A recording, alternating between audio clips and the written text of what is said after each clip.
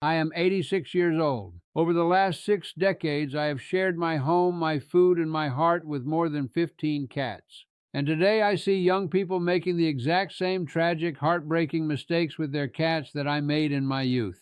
I can still hear that tiny sound in my mind even now. That soft little wheeze coming from the corner of my living room one rainy evening in 1987. Such a small sound. So small that I brushed it away like dust on an old shelf. 3 weeks later, my cat was dead. And if you stay with me today, I will tell you exactly what that sound was. Because I wish with all my heart someone had warned me before it was too late. You know, when you get old like me, silence becomes very loud. Especially the silence left behind by a cat who used to greet you every morning. I still remember that old orange tabby. His name was Oliver. Not a fancy cat. Just a quiet little soul who slept near my feet every winter night for nearly 11 years. He trusted me completely, and that is what still hurts me the most. He trusted me to notice when he was suffering. At first, it was only a tiny cough, a strange little sound every few days. Not dramatic, not frightening. Sometimes he would stretch his neck low to the floor while doing it, almost like he was trying to clear something from his throat. Young people today would probably laugh and say, "Oh, maybe it's just a hairball." That is exactly what I said. Exactly. I even remember smiling about it. But there is something cruel about cats, and I say that with love. Cats are masters of hiding pain. In the wild, weakness means death. So even inside our warm homes, they carry that ancient instinct in their bones. They suffer quietly.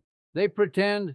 They sleep a little more, eat a little less, breathe a little harder. And we miss it because life is busy and the signs are so small. I ignored that cough because Oliver still purred. He still came when I opened tuna cans. He still sat by the window to watch birds. So I told myself he was fine. Human beings are very talented at believing comforting lies. Then came the second sound. Late one night while I was reading in my chair, I heard a faint whistle in his breathing. Barely noticeable, like air slipping through a cracked window in winter. I looked over at him lying on the carpet, and for just a moment I noticed his sides moving faster than normal. But then he stood up and walked away calmly, and again I ignored it. That memory still wakes me up sometimes. Because 3 weeks later I carried his lifeless body wrapped in my old sweater to the veterinarian, and the vet looked at me with tired eyes and said words I will never forget. He was struggling to breathe for a long time. You see, people wait for cats to scream in pain, but many cats never do. Their suffering comes in whispers, tiny sounds, small changes, quiet warnings. And by the time the signs become obvious, the illness is often already deep inside them. Over the years, I learned that coughing, wheezing, raspy breathing, soft grunting sounds, open mouth breathing, or even subtle snoring noises can sometimes point toward serious problems. Asthma, heart disease, fluid around the lungs, respiratory infections, even hidden cancers. I am not trying to frighten you for drama. I am telling you this because I buried cats I loved more than some people. One of my greatest regrets is how often I confuse danger with normal cat behavior, especially hairballs. Oh, that old excuse. Listen carefully to me now, because this part matters more than you think. A real hairball usually ends with something coming out. The cat coughs, gags, and eventually produces the hairball. But if your cat keeps coughing again and again without producing anything, especially if they crouch low to the ground while doing it, that can sometimes be asthma or respiratory distress. I wish someone had shaken me by the shoulders and told me this when I was younger. Oliver never produced hairballs. Not once. Yet I kept convincing myself that was what it was. Sometimes guilt ages a man faster than time. I remember sitting on the kitchen floor after he died, holding his empty food bowl in my hands like a fool. An old widower crying over a cat bowl at 2 a.m. And I kept replaying all those tiny moments in my head. The cough, the whistle, the faster breathing, the nights he slept under the bed instead of beside me. He had been asking me for help in the only language he knew, and I failed him. That is why I speak so seriously now when young people tell me, "My cat makes this weird little breathing sound sometimes." They expect me to calm them down. But old age teaches you that peace and truth are not always the same thing. Please understand me clearly. Not every cough means death.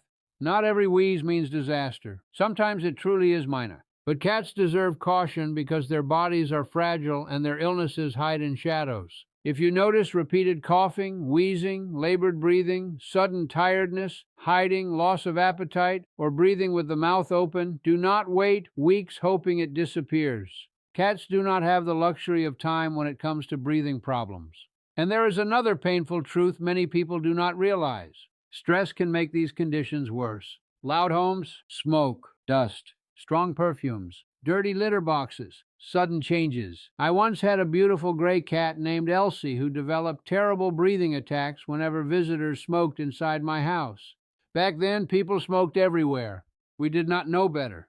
Poor thing would crouch down low and struggle for air while I sat there too ignorant to understand why. When I finally changed the environment, she improved. But I still carry shame for the suffering she endured before I learned. Age gives you wisdom, yes. But wisdom is often just another word for scars. These days, when I sit quietly in my little home, I sometimes hear phantom sounds. A collar bell that is no longer there, tiny paws in the hallway, a soft cough from another room. Grief plays tricks on old men.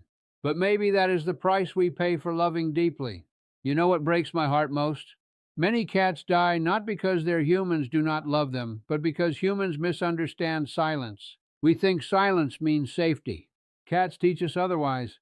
Their silence is often bravery. Their tiny sounds are sometimes cries for help whispered through pride and instinct. I have buried cats under apple trees, wrapped them in blankets, whispered apologies into cold fur. And if my painful memories can save even one cat listening to this story through your screen tonight, then perhaps those losses were not completely meaningless. So tonight, after this video ends, I want you to do something for me. Go sit quietly beside your cat for 5 minutes.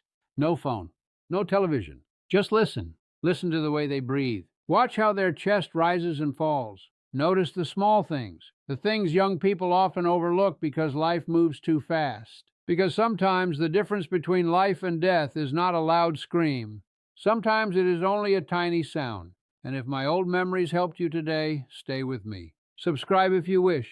Leave a little comment telling me your cat's name. At my age, time becomes very precious, and hearing stories about your beloved companions reminds me that the love between humans and cats still survives in this noisy modern world. But more importantly, than before you sleep tonight, go hug your cat gently. One day, you will wish for just one more quiet moment with them beside you.